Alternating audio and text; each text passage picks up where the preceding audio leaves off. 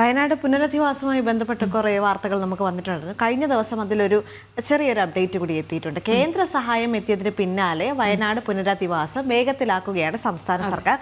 ടൗൺഷിപ്പുമായി ബന്ധപ്പെട്ട് ഒരു വീടിന് 20 ലക്ഷം രൂപയാണ് സർക്കാർ അനുവദിച്ചിരിക്കുന്നത്. ശാലിനി ചേരുന്നുണ്ട് വിവരങ്ങളുമായി. ശാലിനി, ഇപ്പോൾ തുകയെല്ലാം നിശ്ചയിച്ചു കഴിഞ്ഞു. മാത്രവുമല്ല, അവിടെ കൂടുതൽ അടിസ്ഥാന സൗകര്യങ്ങൾ എത്തിക്കാനുള്ള ചില നടപടിക്രമങ്ങൾ കൂടി നടക്കുകയാണ് എന്ന് മനസ്സിലാക്കാൻ സാധിക്കുന്നുണ്ട്. മറ്റ് വിവരങ്ങൾ എന്തൊക്കെയാണ്?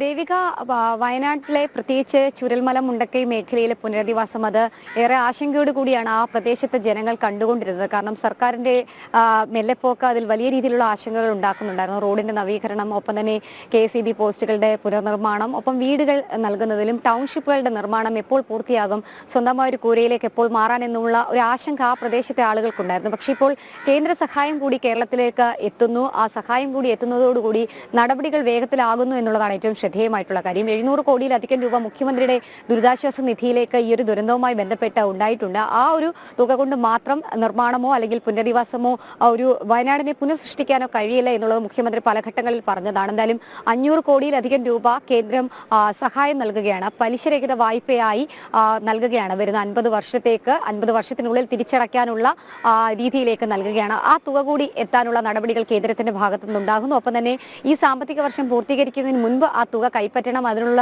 ശ്രമങ്ങൾ സർക്കാർ നടത്തണം എന്നുള്ളതായിരുന്നു കേന്ദ്രം അറിയിച്ചിട്ടുണ്ടായിരുന്നത്. എന്തായാലും ആ നടപടിയിലേക്ക് സംസ്ഥാന സർക്കാർ കൂടി നടന്നു.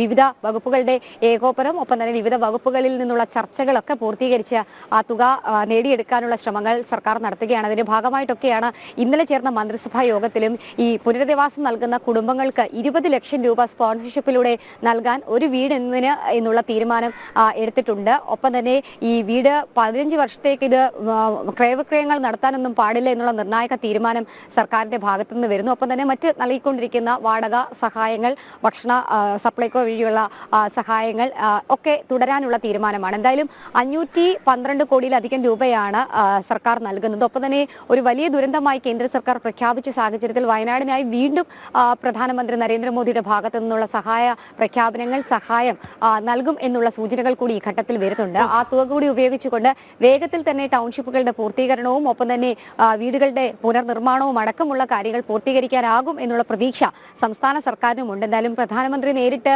കാണാനുള്ള നടപടികളൊക്കെ മുഖ്യമന്ത്രി സ്വീകരിക്കുന്നുണ്ട് എന്നുള്ളതാണ് നമ്മൾ മനസ്സിലാക്കുന്നത്. അപ്പോൾ വേഗത്തിൽ പൂർത്തീകരിക്കുക, വേഗത്തിൽ വയനാടിനെ പുനഃസൃഷ്ടിക്കുക എന്നുള്ളൊരു നടപടിയിലേക്ക് സർക്കാർ കടക്കുന്നു. അതിന് നിർണായക ഇടപെടലായി കേന്ദ്ര സർക്കാരിന്റെ സഹായങ്ങൾ, ഒപ്പം തന്നെ പലിശരഹിത വായ്പ അടക്കമുള്ള കാര്യങ്ങൾ മാറിയിട്ടുണ്ട് എന്നുള്ളതാണ് ഏറ്റവും നിർണായകമായിട്ടുള്ള കാര്യം.